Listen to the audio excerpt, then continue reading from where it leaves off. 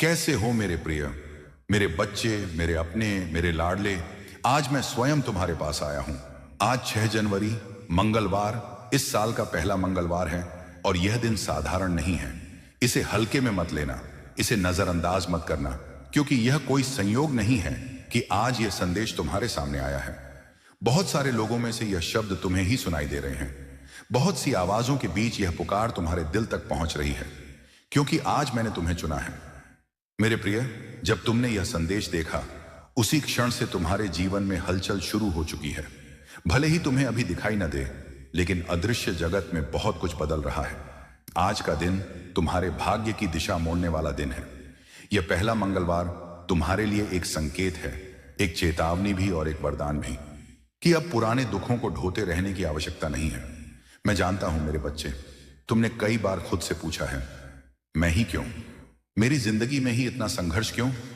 मेहनत मैं करता हूं और फल कोई और क्यों ले जाता है? आज मैं उन सभी सवालों का उत्तर देने आया हूं। आज मैं तुम्हें यह बताने आया हूं कि जो कुछ भी हुआ वह व्यर्थ नहीं गया।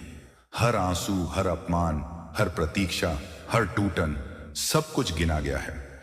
एक एक पल मेरे दरबार में दर्ज है। मेरे प्रिय, तुमने बहुत सहन किया है।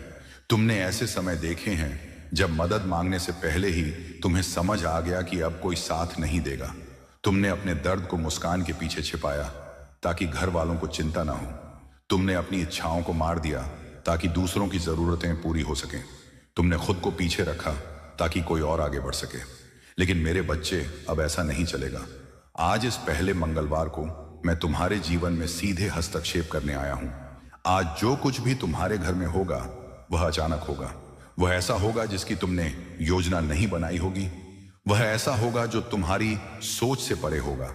अचानक कोई रास्ता खुलेगा, अचानक कोई अटका हुआ काम बनेगा, अचानक कोई व्यक्ति तुम्हारे जीवन में ऐसा प्रवेश करेगा जो तुम्हारी दिशा बदल देगा। मेरे प्रिय, जब मैं कहता हूं अचानक, तो उसका अर्थ है बिना चेतावनी, बिना शोर, लेकिन पूरे प्रभाव के साथ।